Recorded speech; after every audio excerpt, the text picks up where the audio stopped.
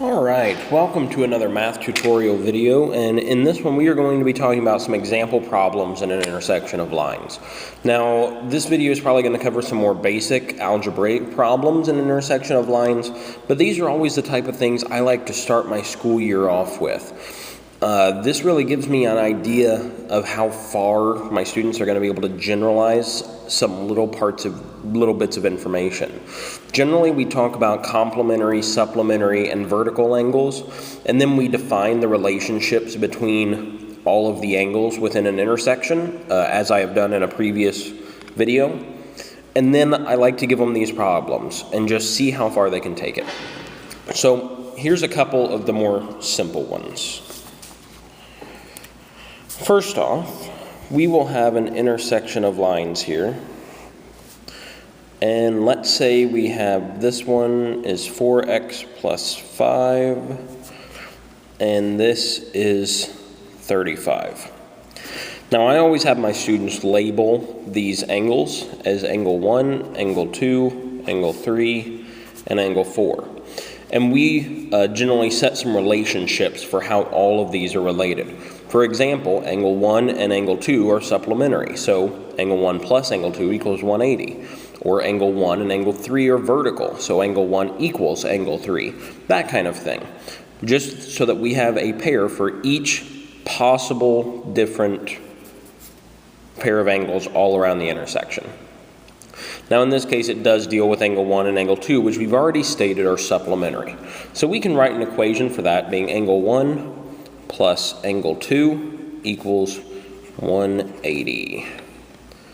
And I'll get that camera moved right there. So now we can essentially plug in what we know these to be.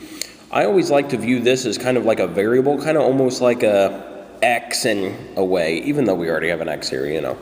But if we look at angle 1 as being represented by 4x plus 5, we can write that in its place.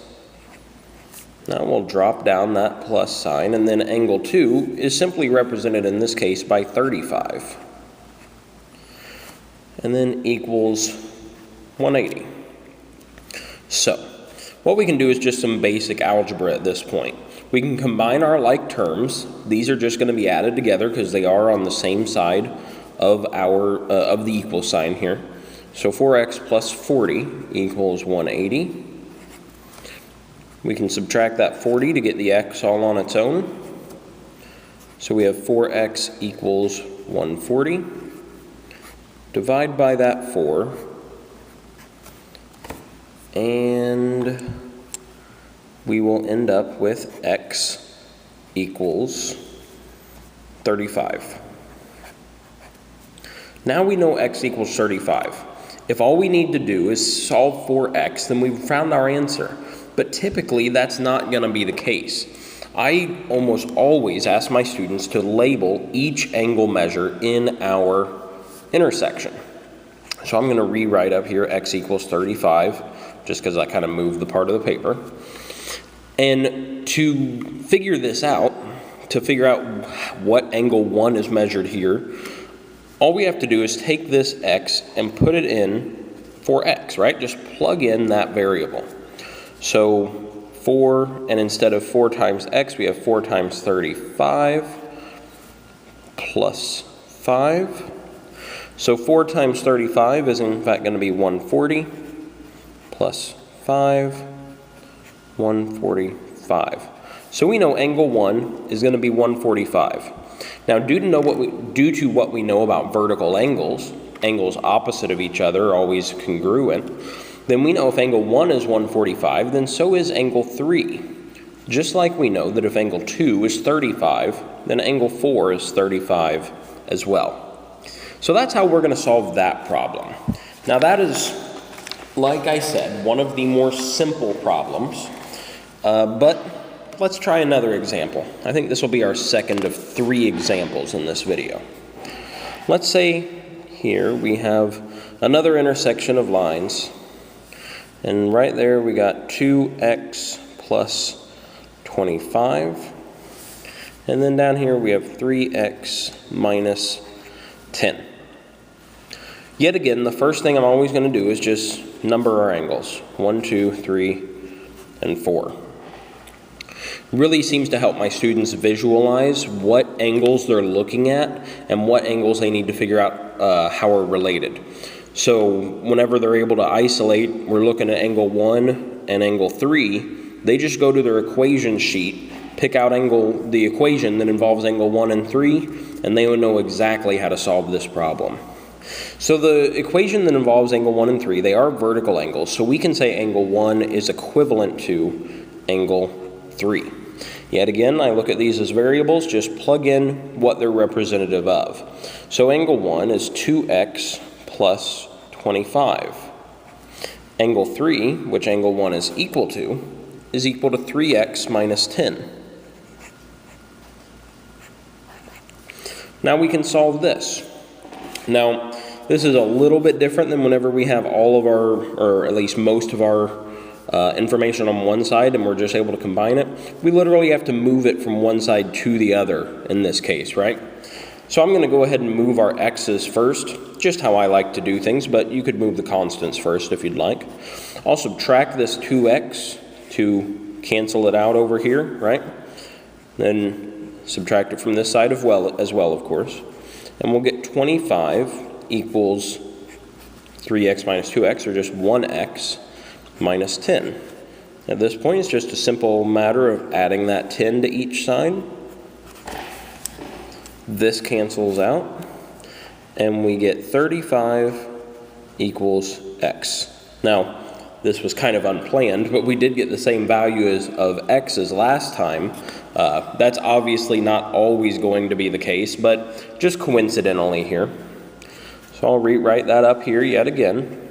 Now to figure out one of these, we just plug that value in for x, right? Now these are congruent, we know they're equal, so we don't have to find both. We really just need to find one of these two equations after plugging x in. I'll do the first one. 2 times 35 plus 25. Let's see, 2 times 35 is going to be 70 plus 25, oops, not 29, will give us 95. So we can label this as 95, just as we can label this as 95. Now, some of you may be looking at this and being like, that is much bigger than a 95-degree angle right there. That can't be right. In truth, it is. I just happened to draw an intersection of lines. I knew which one was going to be bigger than the other one, so I kind of made that obvious, but I didn't know how close it was going to be before I did this problem. So this is just me drawing an intersection. Don't take this obtusity, if that's how you want to say it, to mean more than it does, I suppose. All right, so we still need to label angles 2 and 4. Now the way we do this is we know these are supplementary. So let's say we want to find angle 2.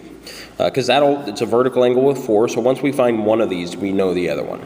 So let's say we want to find 2. Now 2 is supplementary, but with both 1 and 3. Let's choose 3. We know angle 3 plus angle 2 equals 180. Now we don't know what angle 2 is. Let's call that y. So angle 3 is equal to 95. Angle 2 is representative y, or you can just leave it as angle 2, up to you, equals 180. Simple matter of subtracting 95. And we get y equals, what, 85, right?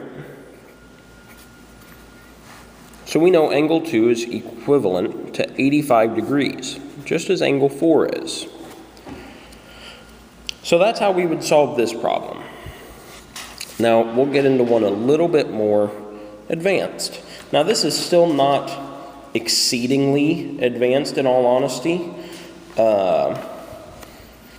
Just kind of a little step up. They get a lot more fun than this, don't worry. So this one isn't so bad, but it introduces a new idea. Let's say we have 3x here, 2y plus 6 8y minus 102. Okay, and then angle 1, angle 2, angle 3, angle 4. So now we have two variables in the mix, x's and y's, and we know 3 of our angles instead of just 2 of them. The biggest mistake I see students make on this problem, this kind of a problem, is they innately just want to solve for x first. And they're like, oh, well, angles 1 and angles 4 are supplementary, so we'll just add 3x to 2y plus 6 and get 180. And then inevitably they get stumped whenever they end up with that x and that y that they have to solve for both of them. And you can't do that, at least not in this most basic form of math here. So you can't solve for that x first because there's nothing to compare it to. There's nothing else with an x here, or there's no other constant here that we can help use to solve x. What we're going to have to do is y, because we do have 2 instances of y, and we know how these two are related. Now, yet again, these are vertical angles. So we can say angle 2 is equivalent to angle 4.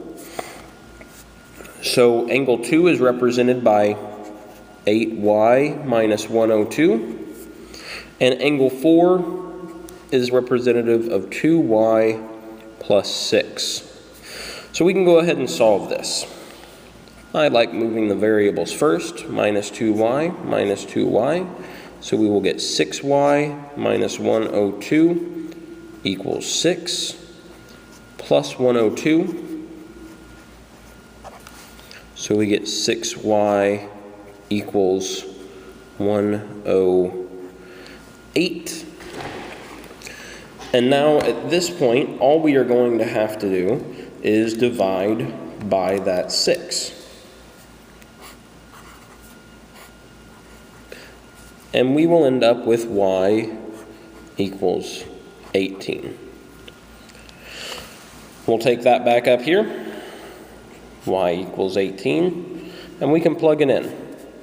Now, just personally, this equation looks a lot more fun to plug that y into than that one, because we have a 102 in there. You don't want to mess with those big numbers. 2 times 18 plus 6. So 2 times 18 is going to be 36 plus 6. That will give us 42 as angle 4. And of course, it'll also give us 42 for angle 2. Now we need to find out x. We can do this based off the fact that we know angle 1 and angle 2 are going to be supplementary, just as angle 1 and angle 4 are as well. Now, we'll write this equation. Let me move my camera a little bit. So we'll say angle 1 plus angle 2 equals 180. Now we know angle 1 to be 3x, and we just solved angle 2 to be 42 degrees. This will make our equation a lot simpler. We can subtract this 42 and get it to the other side, so we can just write 3x equals 180 minus 32, 138. And now we can divide by 3, which I am going to use a calculator on, because just off the top of my head, I wouldn't have been able to figure out easily that that is x equals 46. So now we've found x. We can take that back and plug it in for this. I'll write x equals 46 up here. And then 3 times 46, we do get 138. And since we know 138 in angle 1, 138 is for angle 3 as well. So there is that problem worked out. I hope these 3 examples helped you. If you have any questions, comments, or concerns, feel free to leave them below or at my blog, mrmathclass.blogspot.com. I may do a future video with some more in-depth examples, a little bit bigger, more difficult problems. But this is just kind of a good sampler of all of them. So yeah, thanks for watching, and I will see you next time.